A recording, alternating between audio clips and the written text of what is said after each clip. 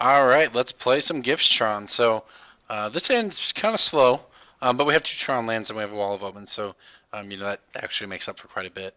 Um, that said, unless I can't actually imagine where we just, I'm actually almost tempted to just play the Flooded Train because we're going to be playing this wall on turn 2, and I want to go get a Hallowed Fountain, which is what we're going to do. So this deck functions a little differently than Red Green Tron, where you just want to turbo out Tron and play your big threat right away. This is sort of a late game, Tron engine. It's not the sole purpose of the deck. So in this case, I'm just going to get the Hallowed Fountain so we can wall on turn 2. Oh, opponent playing. So this Gifts Ungiven for the Elesh Norn plan is going to be pretty good, as it turns out. Our opponent's not going to have any idea what we're doing. Well, I say that. He will because I'm actually going to keep this Condescend up, I think, at this point, rather than play the wall. We have basically everything we need right here. He knows the Jake's up basically once I play this, but hopefully he'll have a 3-drop here that we can catch with our Condescend. That would be the dream, as it were.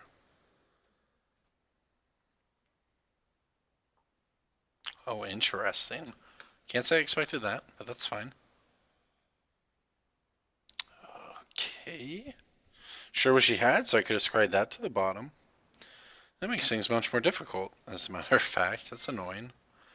Well, I guess there's still no reason not to just keep up the Condescend here. I mean, it seems like he's playing around it, but that's fine. Not in any particular rush right now. It's really annoying we drew the Unburial Rites because we were just set up to sort of run away with the, uncontested turn 5 reanimation of Elesh Norn. But that will no longer be the case. So he's got Breeding Pool, Birds. I don't know what, I guess like the Knightfall deck is something that plays Breeding Pool maybe. The Knight of the Reliquary plus Core Home Retreat. Looks like he's going to give us a Courser to eat, though. Appreciate it, buddy. Thank you for your sacrifice. Play around the Simian Spirit Guide by paying for 2. That's the trick. Okay, so what do we want to do with these cards? The Tower sort of doesn't matter. The Academy Ruins sort of doesn't matter. I'm just going to bottom both of them. It's fine. Need discard outlet, so we need to draw. Oh, he had the land too. Well, I guess it doesn't matter. We're doing it for 2. Now we've drawn the Elesh Norn. Okay. Well, we'll just go ahead and pass. I guess we can Snapcast or Condescend if we really want, but I plan on Giftsing here.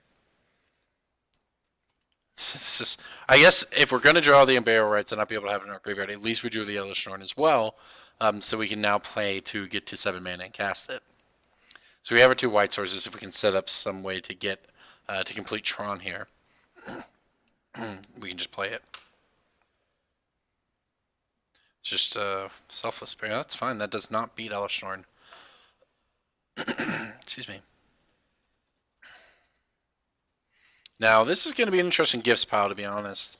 I gotta think about this one. Since the last 2 of the last 3 cards we've drawn. Oh, we're getting counterspelled? Oh, that doesn't work. This has a converted mana cost of 4, buddy. Oh, that's what it is. I thought it was 3. Oh, oops, don't know what the spell quality does. Doesn't matter anyways. Okay. Well, then. Now I'm annoyed. Okay, well, that's pretty good for him. Good news is we get to do something like draw a path and get to cast it, which I'll do right now.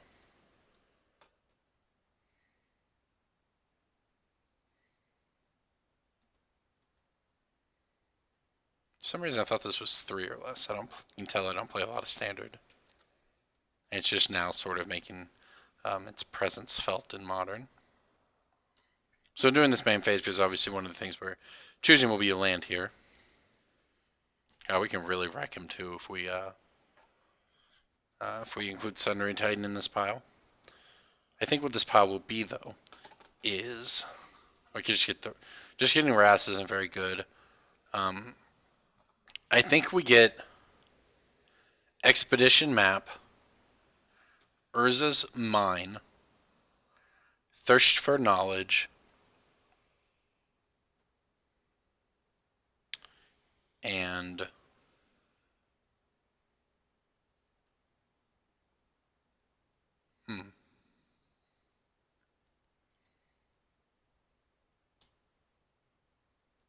I don't know. Academy ruins, maybe?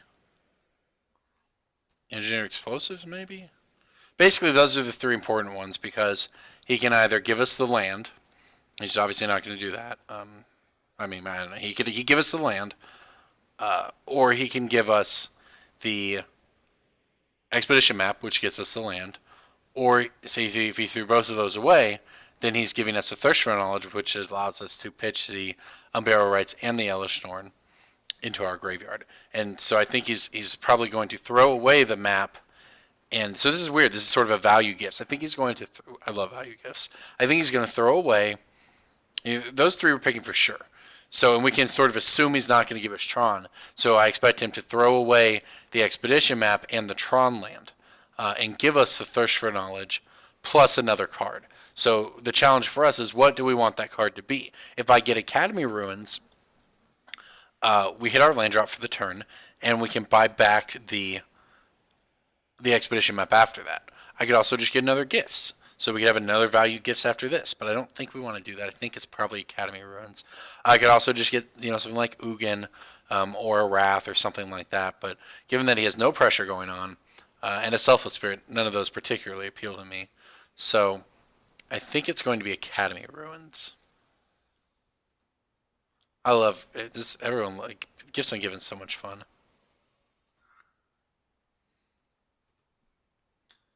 All right, let's see what he does. Like I said, I expect him to throw away the map and the mine, because that is the most efficient. That makes us take the longest to get to Tron. However, what he doesn't know is I'm just going to play the ruins, pass the turn. He thinks that's what we're going to do. Then I'm going to Thirst for Knowledge, put the Unburial Rites and the Elishnorn in our graveyard, and just play it the turn after that and wipe his board. So this is very difficult for him. Of course, that's the idea. That path was a nice draw for that Spell Queller, because that Spell Queller was pretty good. Yep, there goes the mine. As expected. To give us the map? It would actually be sweet if he gave us the map. That plan works too. We just play it. Have Tron next turn cast Elishnorn. We hold all the cards here. It's interesting because the two cards we did not want to draw are the cards we're holding. Okay, yep, did exactly as we expected here. So we're just going to play our Ruins and pass the turn back to him. And he thinks we're sort of on the long plan of Academy Ruinsing back Expedition Map, drawing it next turn, then popping it and hitting Tron and trying to go from there. But what he doesn't know is that's the plan after we get the Elishnorn in play. So what we want him to do right here is commit something to the board that's fairly small. Obviously not a Knight of the Reliquary. That'd be pretty bad for us, but I don't know that we actually beat neither. Well, I guess we do, because we could Snapcaster Path it when he went off, tried to go off with a retreat. Assuming that's his deck. I think it's what it is. May just be some sort of generic value company deck too, but we'll see. I'm not going to block, though. I know that. I will gladly go down to 17.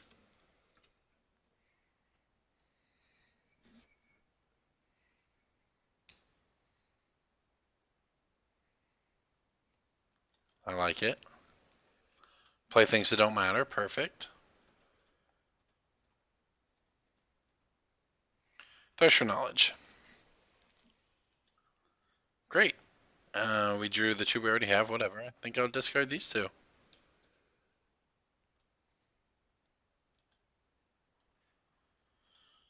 Oh, we even drew the expedition map. So skillful. Okay, so let's go ahead and first things first.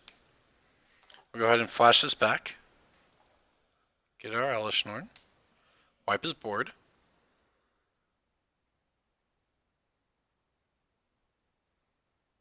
And I guess just play the expedition map, so we can hit Tron next turn. Now, the problem for us is we don't have anything to do. See, and this is why I actually considered, rather than the Academy Ruins, getting another gifts, so that we could then gift for win conditions. But I don't know if that would necessarily work either. He'd put the 2 big ones into the graveyard and give us whatever else. Like an Ugin. I mean, I guess it would have been fine, but also we wouldn't. I mean, we drew this. We wouldn't know we were gonna draw it. We did at that point. We wouldn't have had Tron. I could also just play Wall of Omens, and pass. And if he taps out for something, we could do that, or we can just pass with Condescend open. But I think I actually just like getting the map out there. So next turn we can sort of get our mana online as best as possible, and then that makes the Condescend insane. Now I assume his deck might play some sort of Fiend Hunter, which would be pretty good against us if he just... Oh, that survives, yeah. Noble Hierarch on top of his deck's not very appealing, though. Spellskite survives as well. Yeah, we could have Condescended him. Yeah, we'll go ahead and crack this. Use our Plains and our Ruins. Seems fine. Go get our Urzas. Well, we need a mine, correct? We need a mine. Alright, get a mine. Play a mine. Alright, so now we have a very big Condescend, which is, I think, what I'm going to do. Because we can get the scry off of it, which is pretty important here. And since we are a little limited on colored mana, I don't want to tap out and not have the Wall of Omens here. Spellcaller on top of his deck. That survives Elder Throne as well. None of these things can kill it, but they do survive. He's got nothing, huh? Okay. Okay, great. I will take that draw. That can be a 6/6.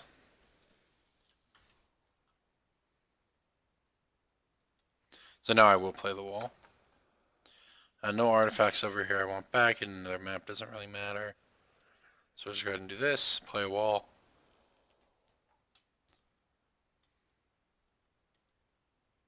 Draw a card. A Thirst for Knowledge. Great. Alright, we'll go ahead and pass here. Thirst is pretty good here, if that's what we end up. If we don't have to condescend anything, we still Thirst at the end of his turn. This is a company. It's like the Cavern Township. But that's a long, slow plan, buddy, but it does work. That's a long way you have to go. Good news for him, I guess, is that the Elder Throne's only 4. Alright, we'll Thirst for Knowledge here. See what we hit. I guess technically I left the door open to collect a company here. He just wants to spell. That's fine too. Whatever. I don't care. It means he's not townshipping. Now I realize we could have played around that. It just doesn't really seem like it matters.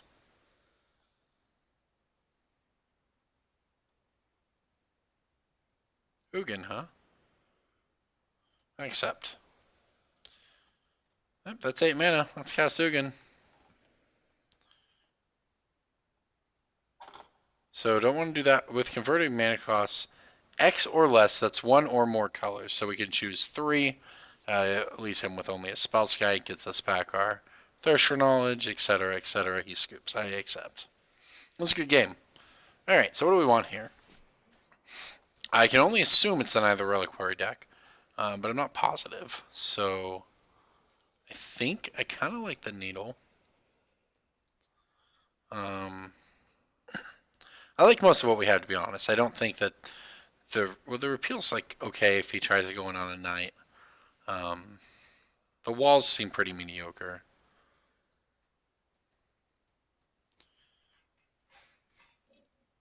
I sort of like the other Elspeth, but then again, maybe not. Puts up a bunch of chump blockers. Doesn't matter if it's a Knightfall deck. They have Kessig Wolf run and give their guy a bunch of power and trample and all of that and wreck us. Kind of like Thought-Knots here. I think it might be good here.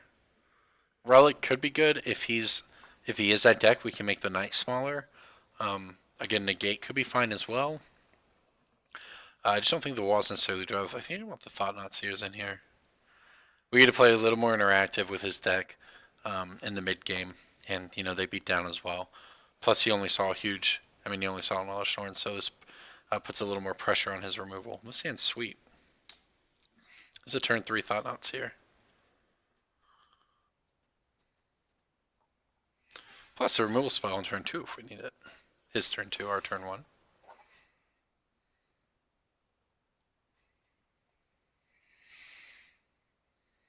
Yep, you got the bird. Alright, so we gotta play this in case he has the knight here. We just have to nuke it before we play our signet. We shall see.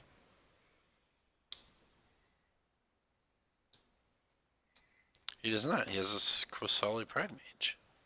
I kind of want to path it. I'm not going to, because he can kill our signet. That's fine. Basically, if he decides to spend his turn, and he didn't have a second land drop, so his mana is obviously pretty tight as well. If he chooses to use that, the little bit of mana he has to nuke our one signet, I think I'm perfectly fine with that. We'll just play another one and go to town. We also are the way this is actually going to go here. We're just going to play the turn 3 gifts, and then kill him on turn 4, which means I do nothing here. We just pass, and if we don't die, he loses, so. I guess if he knows we have it, we don't have a land, he might. It depends what he does with his mana. I don't think it'll change what I mean, it's not going to change what we do, but he could kill our signet, trying to keep us off of the mana to win. I bet that's what happens here. So you could say that, hey, maybe I should do it in my main phase, or in his attack step, rather. So we wouldn't do it. Oh, he's just going to counter our thing. That's fine. Whatever. I guess I could have played around that by playing the Thought Knots here. It just doesn't... just seems fine. So now we have a couple interesting choices. We could play the map. We could play another Signet and Thirst, which seems fine. Maybe I was supposed to play around. I mean, I just kind of wanted to turbo the gifts I'm given, but maybe I was supposed to just play Thought Knots here and protect the gifts I'm given. That's certainly a possibility. We're under not a lot of pressure here. Playing Thought Knot removes that pressure, but does not put us ahead, really. I mean, it gives us a beater, but it doesn't really progress our game plan. And we do want to hit land drops, so I think that I'm just going to play the Signet and plan on... and just crack it for a map. And just crack a map. I'm fine with this. That way we can hit a land drop here.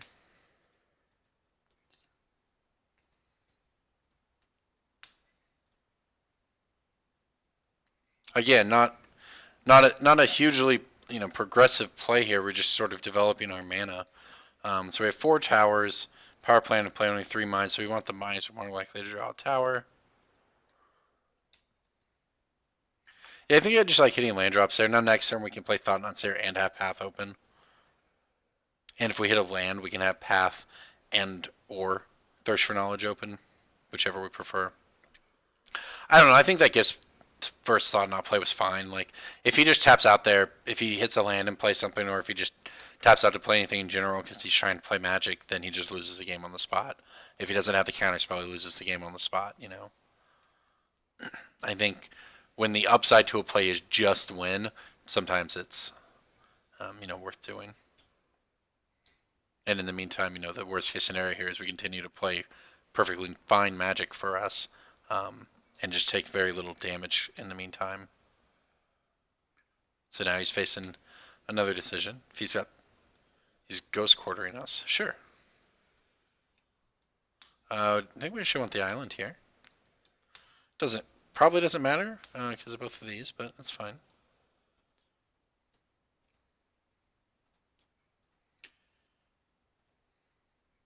Oops, that's not how we want to do this. We want to tap this into these. And then add the colorless so we can play Thought Knots here. Hold up our Path to Exile. He does not have the ability to spell quality this either. Oh gosh. Well, we put him on the right deck, that's for sure. I think the only thing we care about here is a Spell Queller. I mean, the Spell Skyte's kind of annoying too, but I don't even want to give him lands. He can have Spell Skites. We want to just find Wraths or whatever. None of these things kill. Yeah, it's really interesting. He Ghost Quarter us. He was so scared of us hitting Tron. He took himself off the mana to actually cast one of these. If I were him, I would have cast, um, probably the Knight of the Reliquary. It's weird he didn't do anything else on his turn. He didn't play a Selfless Spirit or whatever. But I don't know. If I were him, I would have decided I just have to try to win the game rather than, you know, keep him off possible Tron, which I just clearly have plenty of mana anyways. So what do we take? That's the question. I think you just take the Spell Queller here. Sort of the most annoying. We also take the Company, plan for the really long game here, the Knight. But those are things that just get wrathed anyways. The Company's pretty bad. The Spell Queller, though, it sort of wrecks our rafts. So we got to take the Spell Queller. Get out of here forever. Alright, you're up, buddy. You can no longer attack us. And then on our next turn, we have Path, Snapcaster Path. We have Snapcaster Gifts, actually. Which is what we'll be doing on our next turn. It's possible I could have just played that I could have played on that this turn. In this case, though, I decided to slow down a little bit. Fool me once, as they say. Really, it would have been fine to just go for it, but because we had that Snapcaster, the first one's sort of easy to burn, but the second one is less so.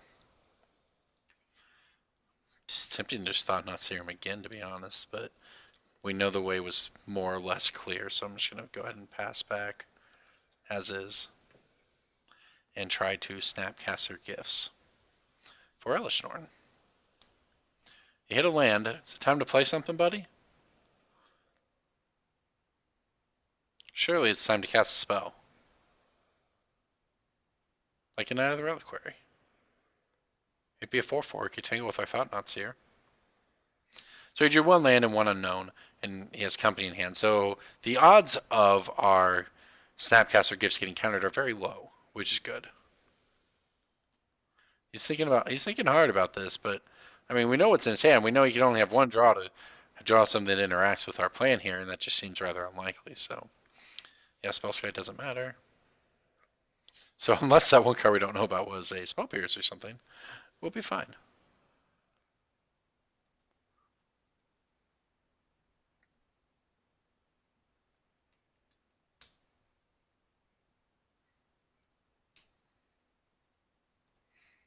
Okay, yes, I would like this to happen. Okay.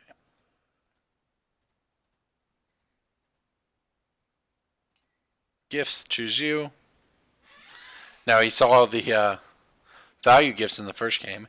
Never even saw this. I'm sure he had to expect it, but... Now, he's not just dead to these two when we do this, so that's the thing. He could hit a Fiend Hunter or something to get rid of him, but it does wreck him pretty hard, and we even have the Snapcaster for the added value of beating him down, so... I will have Path to Exile up as well. I'll have Spellskite still. But things are looking pretty grim if you're him.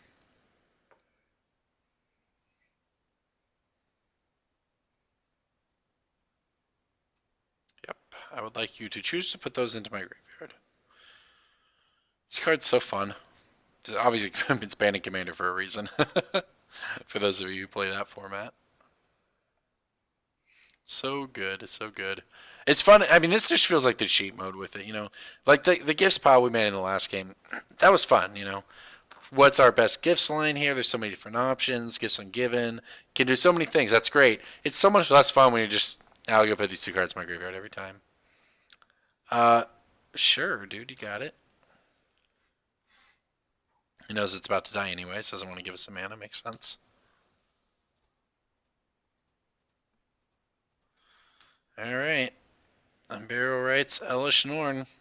Come on out and party. Let's beat him down for 10. So, yeah, this seems pretty over here. I'll just path his Spellskite on his Incept so that we get through for lethal. Although I guess we get through for lethal anyways, so it's probably just a scoop coming in here. Yep, there we go. Alright, Gifts Tron. Does it with Tron, does it with Gifts, does it all. Wins games. That was a pretty fun one.